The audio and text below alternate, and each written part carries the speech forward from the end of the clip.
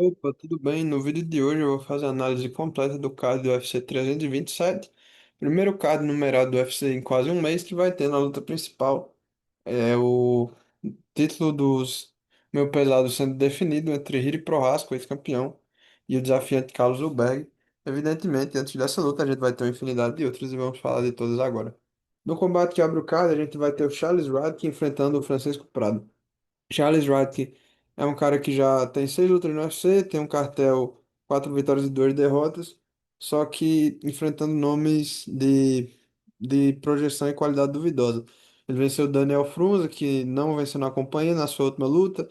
Venceu o Bloody Diamond, o Mike Matita, que não venceu também. Ele teve 2 derrotas para caras que posteriormente adentrariam os rankings. Ele perdeu para o Mike Malou e perdeu para o Carlos Prates, foi nocauteado por ambos. É um cara bom, só que ainda não se provou no mais alto nível. Eu vejo algo parecido acontecendo com o Francisco Prado. Ele é um cara que, apesar de ter um cartel de 1-4, não dá para se enganar. Ele é um porradeiro, sempre entrega lutas muito divertidas, nunca foi nocauteado, sempre que perdeu foi para decisão. A única vitória dele na companhia foi contra o Otmar Azaitar, em 2023.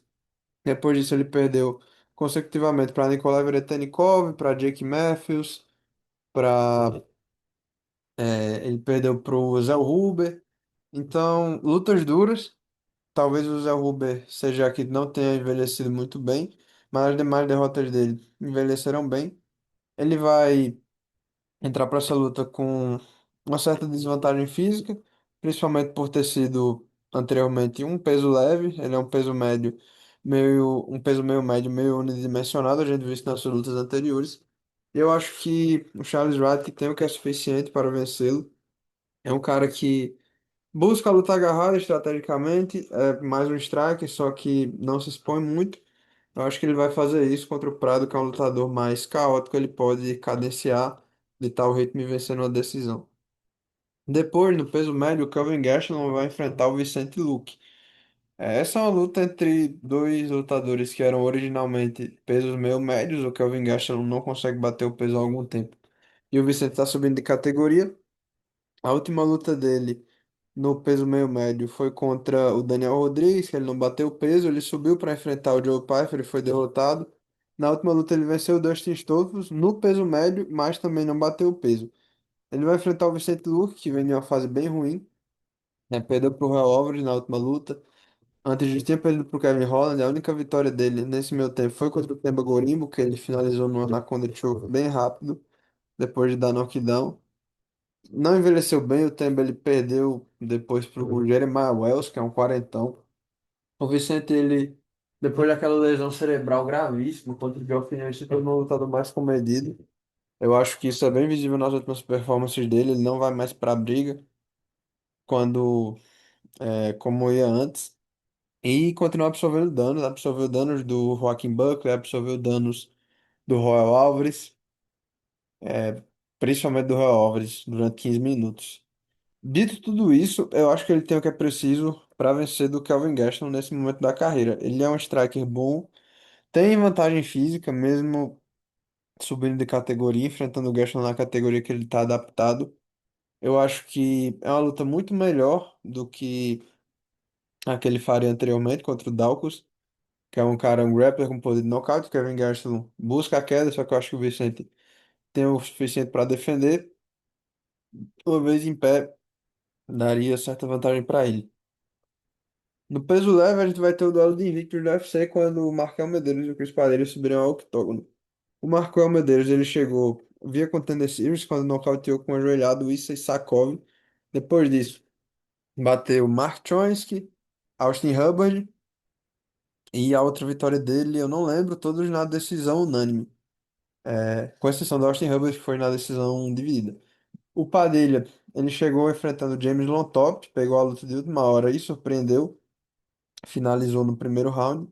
Depois disso, ele venceu bons strikers, como o Jai Herbert, como o Marreta, né? Que é o irmão do Gabriel Marretinha, é o Ismael Marreta. Ele é um lutador que tem muitas cotoveladas sob diversos ângulos, é o golpe principal dele. A luta mais marcante dele no UFC, ele venceu com cotoveladas contra o Hong Ju, deixou um galo enorme no olho do Hong Ju, que foi impedido de continuar. Ele é atingível também, só que eu acho que mesmo o Markel sendo um striker mais alinhado, ele é menos poderoso, menos letal. Nesse sentido, eu acho que o Padilha, se deixar a luta caótica, for pro jogo de luta agarrada, misturado com a luta em pé, jogando aquelas cotoveladas de diversos ângulos, tem um caminho bem claro para vencer. No peso palha, a gente vai ter o duelo entre Tatiana Soares e Lupe Godinez. A Tatiana Soares foi vista por anos como a rainha sem coroa da divisão. Sofreu com inúmeras lesões que fizeram com que ela saísse de diversas lutas, o que adiou bastante a sua chance pelo cinturão. Quando ela teve, na sua última derrota, não conseguiu conquistar contra a Zhang Weili, só venceu o primeiro round e depois disso foi engolida. Ela teve até uma lesão no joelho nessa luta, mais uma, que acabou minando bastante o potencial de performance dela. Foi bem dominante a performance da Weili. Ela voltou e venceu a Amanda Lemos numa luta bem chata lá no México. Ela levou um susto, a Amanda no final da luta conseguiu jogar uma boa sequência nela. Não nocauteou por pouco, ela pareceu bem cansada, então acho que perdeu um pouco da aura. Ela vai enfrentar a Lupe, que alternou vitórias e derrotas no UFC, mas vem numa boa sequência. Venceu a Jéssica Andrade na última, uma luta que foi praticamente toda em pé. Ela tava com um time melhor do que a Jéssica, que é um striker de mão pesada. A última derrota dela foi para a atual campeã, Mackenzie Dern, em 2024. Nesse interim de tempo, ela também venceu a Julia Polach antes de lutar contra a Batistaca. Eu acho que é um jogo favorável para Tatiana. A Lupe é uma wrestler que pode defender as quedas da Tatiana, mas eu acho que a vantagem física da americana permite que ela mais na grade, que ela suje mais a luta do que a Lupe. A Godinez já mostrou um pouco de cansaço em lutas anteriores. Então, caso isso aconteça novamente, eu acho que elas vão estar em igualdade no gás. E a Tatiana pode vencer ali 2 rounds e garantir a luta. No peso leve, a gente vai ter o Matheus Gamrot enfrentando o Esteban Ribovics. Gamrot que não ganha vida fácil no UFC, né? Ele vem de uma derrota para o Charles, onde ele salvou o card no Rio de Janeiro. Antes disso, ele tinha vencido o Ludovic Klein, também um desranqueado.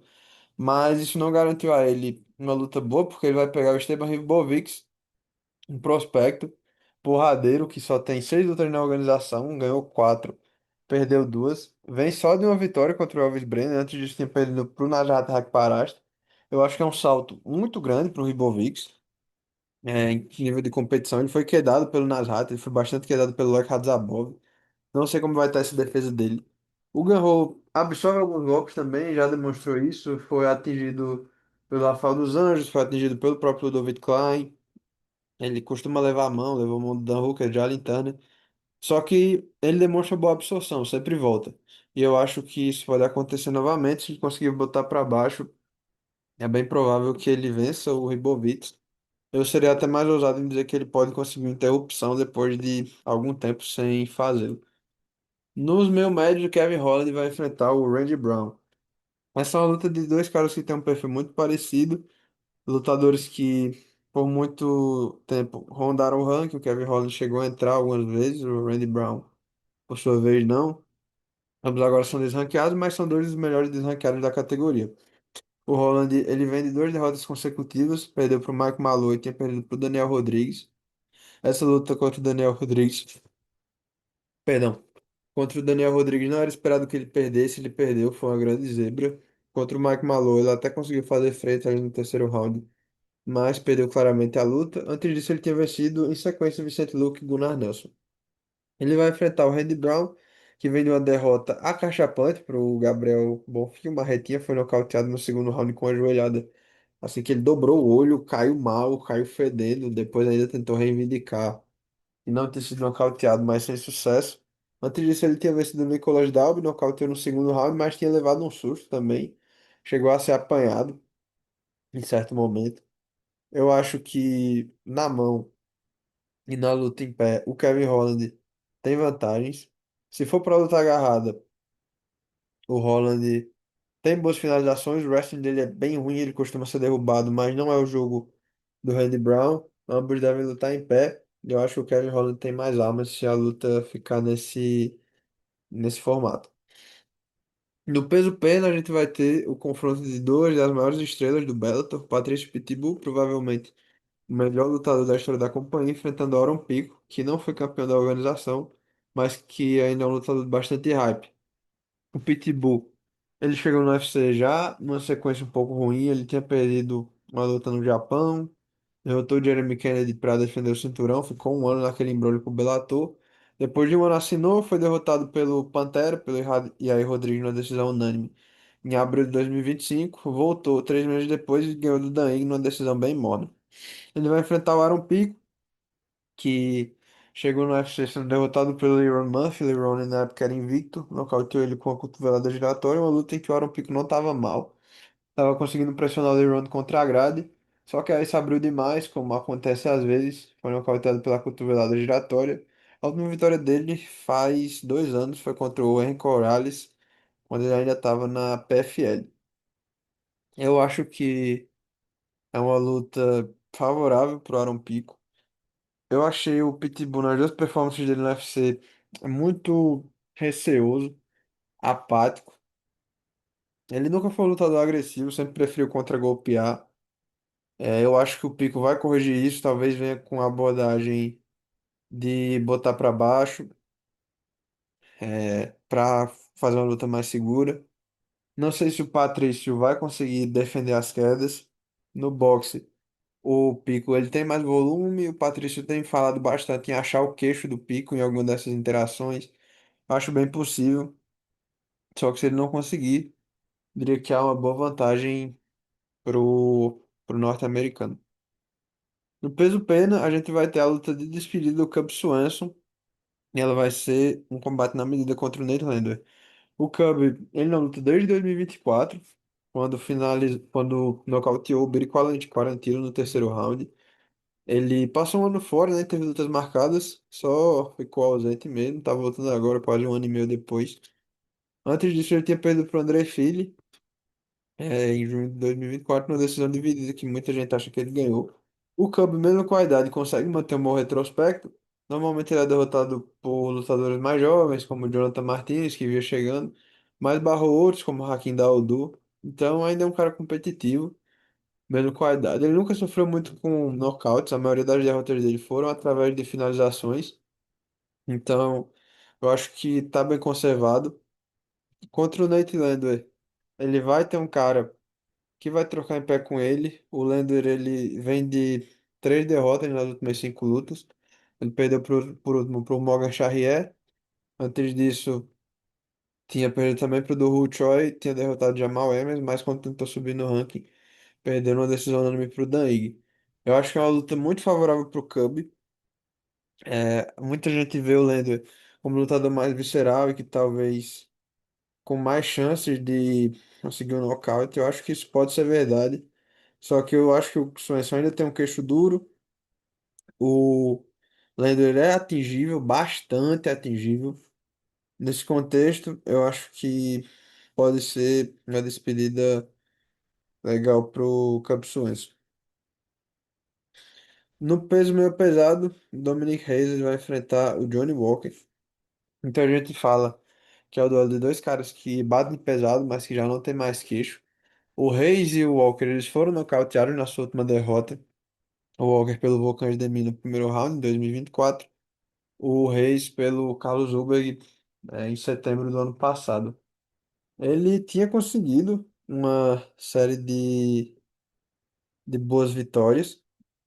Tinha vencido o Krylov, que foi uma vitória que envelheceu até bem. Ele venceu o Anthony Smith, que aí não envelheceu tão bem, mas venceu o Dustin Jacob, que emendou 2 vitórias seguidas. O Johnny Walker lavou a alma, vencendo o Zhang Miang, em agosto do ano passado, depois de uma sequência bem ruim. É uma luta de dois lutadores em momentos parecidos. O Johnny Walker, pra mim, é um striker mais criativo, só que eu acho que o Dominic Reyes tem mais poder de definição. É um lutador mais ortodoxo, diria que até menos atingível do que o Johnny Walker. E por causa disso, eu dou vantagem para ele nesse combate. Mas se entrar uma mão nele, é capaz de cair também, não sei. Não confio muito. No peso pesado, a gente vai ter Josh Hook tentando entrar no ranking, já no top 5 contra o Curtis Blades. O Blades ele já teve nessa posição em junho do ano passado, quando barrou a subida do Ruiz Vacuniev, mas foi por pouco, foi na decisão dividida. Antes disso, ele tinha perdido a sua disputa de cinturão para o Tom Aspinall. O Rokita, ele bateu Denzel Freeman e Max Gimene no UFC, dois lutadores sem cartel positivo na companhia. Eu acho que estão acelerando rápido demais. Ele é um wrestler com mão pesado. Se for trocação por trocação, acho que o Blades é melhor. Acho que ninguém derruba. São dois wrestlers da primeira divisão da NCAA, né? Um deles foi a American, mas são caras de bom nível.